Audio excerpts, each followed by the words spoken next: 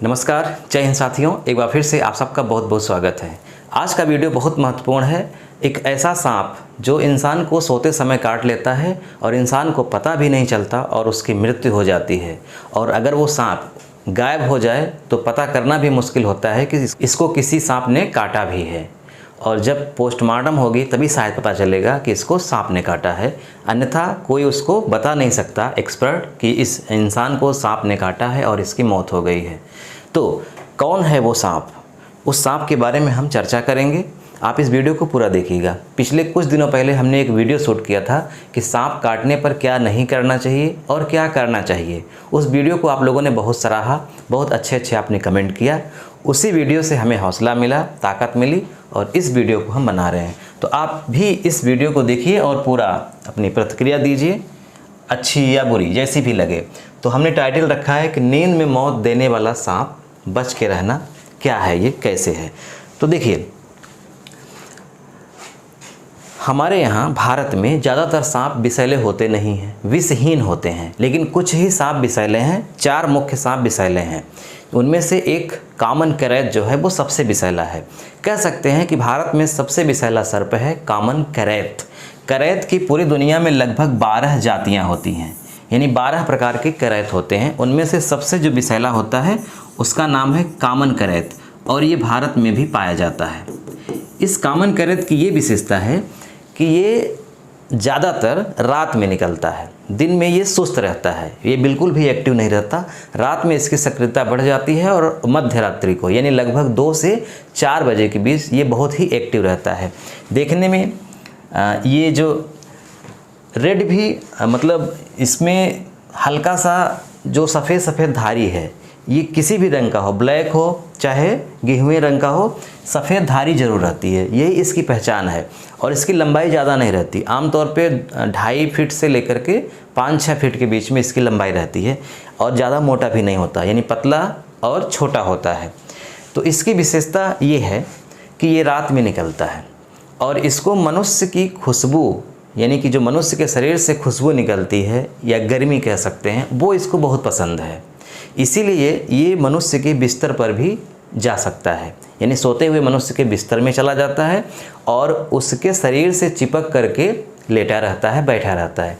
जैसे ही इंसान करवट लेता है और ये दब जाता है, उसके बाद इसको लगता है कि इसके ऊपर खतरा है या इसको कोई मार रहा है, तो उससे बचने के लिए ये काट लेता है।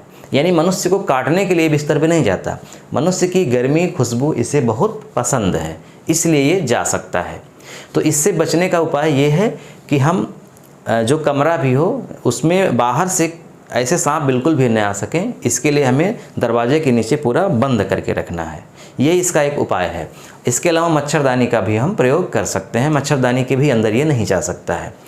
अब प्रश्न ये उठता है कि ये बिस्तर पर क्यों जाता है? तो वही, मनुष्य की खुशबू इसे पसंद है, रात में निकलता है, पूरा माहौल चारों तरफ का शांत रहता है और घर के अंदर ये आमतौर पे चूहों को पकड़ने के लिए आता है। अगर घर में चूहे न हो तो ये शायद न आए। अब प्रश्न ये उठता है कि अगर ये इंसान को काट लेगा तो ये कैसा महसूस होगा, इंसान को कैसे जानकारी होगी? क्योंकि आमतौर पे अगर इंसान सो रहा है तो वो जान क्यों नहीं पाता? जान इसलिए नहीं पाता क्योंकि जैसे ही ये काटता है तो जैसे आपके शरीर में एक आलपीन चुभ हो जाए जितना दर्द होता है, या किसी बड़े मच्छर ने काटा जितना दर्द होता है, सिर्फ उतना ही होता है। तो अगर मनुष्य गहरी निंद्रा में सोया है तो ये सांप के काटने के बाद बिल्कुल भी उसे महसूस ही नहीं होगा। जैसे कोबरा काट ले या कोई और सांप काटता है तो बड़ा दर्द होता है, इसके काटने पे दर्द ही नहीं होता। सोता हुआ मनुष्य जान ही नहीं पाता और वो सोता ही रहता है। ठीक है, इसलिए काट लेगा तो जानकारी शायद न हो पाए। अगर व्यक्ति जागता रहे तभी वो देख पाएगा। तो जो काट लेगा उसके बाद के लक्षण ये हैं जो हमें जानना है, जिसके आधार पे हम जान पाएंगे कि हमें सांप ने काटा है। जैसे शुरुआत में, ये कॉमन करैत की बात हो रही है, शुरुआत में पेट के नीचे, नाभि के नीचे दर्द होता है एकदम शुरुआत में, यानी कम से कम 2 घंटे तक तो कोई भी सिम्टम आएगा ही नहीं, पता ही नहीं चलेगा। 2 घंटे के बाद महसूस होगा, जानकारी होगी, जिसमें से सबसे पहला यही है कि शुरुआत में पेट के नीचे, नाभि के आसपास या उसके नीचे ऐंठन शुरू होगी, दर्द शुरू होगा।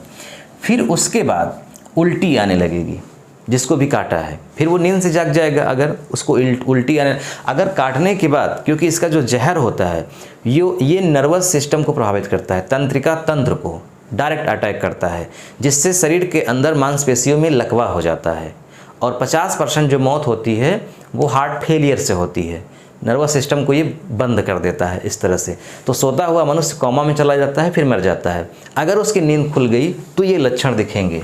उल्टी मतलब उल्टी होने लगेगी, बहुत तेज़ी से पसीना होने लगेगा, चक्कर आएगा, घबराहट होगी, ये लक्षण है इसके। इसके अलावा सांस लेने में दिक्कत होगी बहुत ज़्यादा, क्योंकि वो नर्वस सिस्टम को प्रभावित कर रहा है, ऑक्सीजन की मात्रा को एकदम कम कर दिया है। तो सांस लेने में दिक्कत होगी और जीभ भी लड़खड़ाने लगेगी, क्योंकि अंदरूनी अंग में पैरालाइज हो जाता है। होंठ के नीचे होंठ नीला पड़ने लगेगा। ये धीरे धीरे के लक्षण हैं, यानी बाद के लक्षण हैं। पहला ये पेट के नीचे दर्द, फिर उल्टी, पसीना, चक्कर, घबराहट, सांस लेने में दिक्कत, जीभ लड़खड़ाना। उसके बाद यानी कि लगभग 3 घंटे के आसपास होंठ नीले पड़ना और मुंह से लार निकलने लगता है। फिर धीरे धीरे दिखाई देना बंद हो जाता है। अंत में 3-4 घंटा के बाद इंसान को बिल्कुल भी दिखाई देना बंद हो जाता है और अंततः वो फिर एकदम सुस्त हो जाता है और उसकी मौत हो जाती है। तो ये है इसका प्रोसेस, ये स्वस्थ मनुष्य का प्रोसेस है। अगर इंसान स्वस्थ न हो तो ये सारी चीज़ें और पहले भी हो जाएंगी और 1.5 से 2 घंटे में ही मनुष्य मर सकता है। बचना मुश्किल है, कहने का मतलब अगर कामन करैत ने काटा है तो। अब इससे बचने का उपाय क्या है? एक ही उपाय है, वो क्या है? तुरंत अस्पताल ले जाएं। एक प्रश्न आया था कि सांप काटने के कितने देर तक अस्पताल ले जाएं, तो वो सांप पर निर्भर करता है। अगर कोबरा ने काटा है तो आप 2 घंटे 3 घंटे के भी भीतर पहुंच जाते हैं तो बचने का चांस है। लेकिन अगर करैत ने काटा है और स्वस्थ मनुष्य को काटा है तो भी 1 घंटे तक में पहुँच जाएँ हर हाल में। अगर 1 घंटे के अंदर पहुँच जाते हैं तो उनको वेंटिलेटर पर रख दिया जाएगा तुरंत, और उनको एंटीवेनम इंजेक्शन जो इसका होता है वो डॉक्टर तुरंत एग्जामिन करते हैं। उसके अनुसार कई प्रकार के इंजेक्शन होते हैं। हालांकि कोई अगर सांप उनको, चूँकि उनको पता तो चलेगा नहीं कौन से सांप ने काटा है, लक्षण के आधार पे वो एग्जामिन करते हैं, तो वो एंटीवेनम इंजेक्शन दे सकते हैं जहरीले सांप को जो ट्रीटमेंट में आता है। अन्यथा वो एक्सपर्ट होते हैं, वो जान जाते हैं किस तरह से करना है, वो रोगी को देख कर ही वो समझ जाएंगे। तो 1 घंटे के अंदर हर हाल में सरकारी अस्पताल ले जाना है। कुछ लोग कमेंट कर रहे थे कि सरकारी अस्पतालों में इंजेक्शन होता ही नहीं एंटीवेनम, तो ऐसा नहीं है, हर सरकारी अस्पताल में अवेलेबल है। हो सकता है कि ख़त्म हो जाए कभी तो तुरंत मंगाया भी जाता है, लेकिन गवर्नमेंट का जो आदेश है उसमें ये है कि हर सरकारी अस्पताल में एंटीवेनम होना चाहिए हर हाल में, CHC में भी होना चाहिए। और आजकल प्राइवेट अस्पतालों में भी लोग रखने लगे हैं, उसका अलग से पैसा लेते हैं, लेकिन सरकारी अस्पतालों में ये निःशुल्क होता है, ये आप जान लीजिए।